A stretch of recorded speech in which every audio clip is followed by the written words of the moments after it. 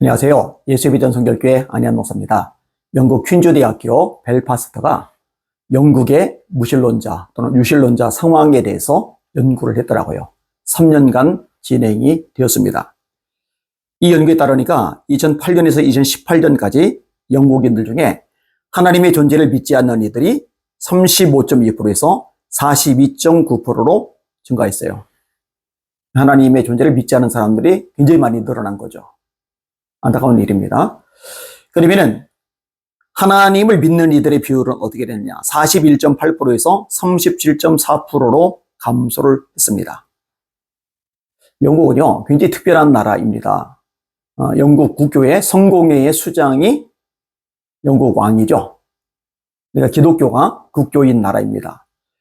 이 영국은요, 또 위대한 설교자들을 어마어마하게 배출한 나라입니다. 찰스 스펄전, 설교의 왕자라고 일컬어지는 분이죠. 캠벨 몰간, 강해 설교의 왕자라고 일컬어지는 분이죠. 마틴 로이드 존스, 세계적인 강해 설교자이잖아요. 조지 밀러 목사님, 기도응답 받은 분으로 유명하죠. 믿음의 사람으로. 요한 웨슬리 목사님과 찰스 웨슬리 목사님, 형제 목사님, 감리교의 시작을 이루신 분이죠. 하나님의 부흥 역사를 놀랍게 영국 땅에 펼쳤고 또 미국으로 번져나가게 했고 전 세계에 뻗어나가게 했던 분이잖아요. 이런 분들이 있었던 나라가 영국입니다. 존 스토트 목사님 같은 분도 계시죠. 조셉 파커 목사님, 이런 분들. F.B. 마이어 목사님, 이런 분들.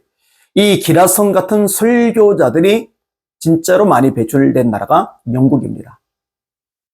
그런데요, 이 어마어마하던 영국 땅이 황폐화가 되고 있는 거예요. 왜 이런 결과가 나왔느냐? 퀸즈 대학교 벨파스트 인지문화연구소 부소장 조나단 랜먼 교수가 말을 했습니다.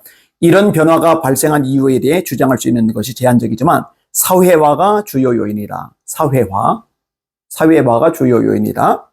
연구 결과에 따르면 개인이 신앙인으로 사회화되는 정도는 주로 부모와 더 넓게는 사회로부터 받는 신앙 교육에 의해 결정된다. 무슨 말이에요?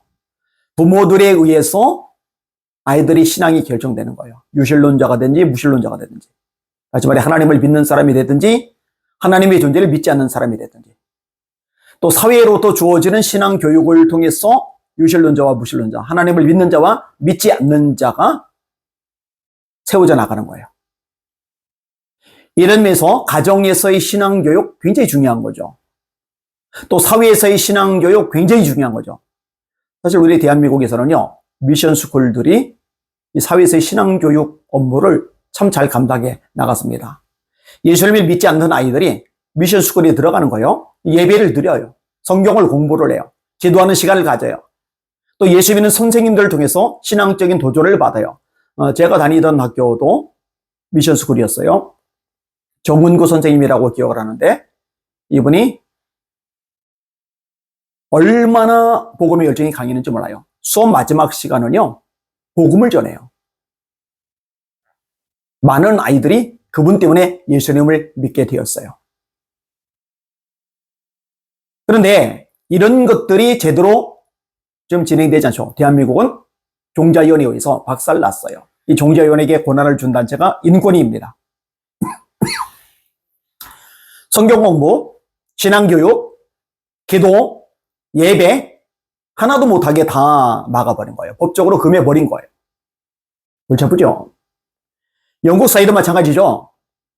이런 모든 것들이 금지가 돼버리는 거예요. 그러니까 신앙이 확산되기가 어려워지는 구조로 바뀐 거죠.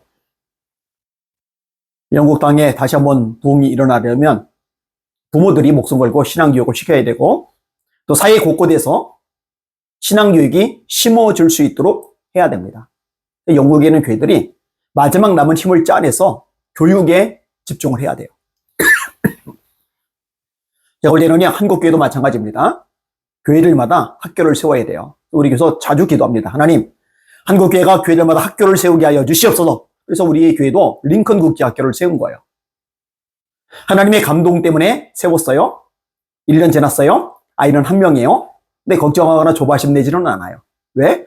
하나님의 감동대로 순종하면은 하나님이 하나님의 때에 하나님의 방법으로 또 학생들 보내실 겁니다. 우리가 지금 해야 될 일은 우리에게 주어진 아이, 이 푸름이라는 아이, 이 아이를 말씀 안에서 잘 키워나가는 거예요. 또 실력 있는 아이로 키워나가는 거예요.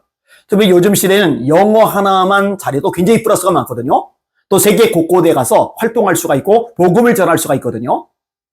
여기에 올인을 해나가고 있어요. 또 하나님이 새로운 아이를 보내주시면은 그 아이들 믿음의 아이로, 실력 있는 아이로, 국제화에 맞도록 영어에 능숙한 아이로 세워나갈 거예요.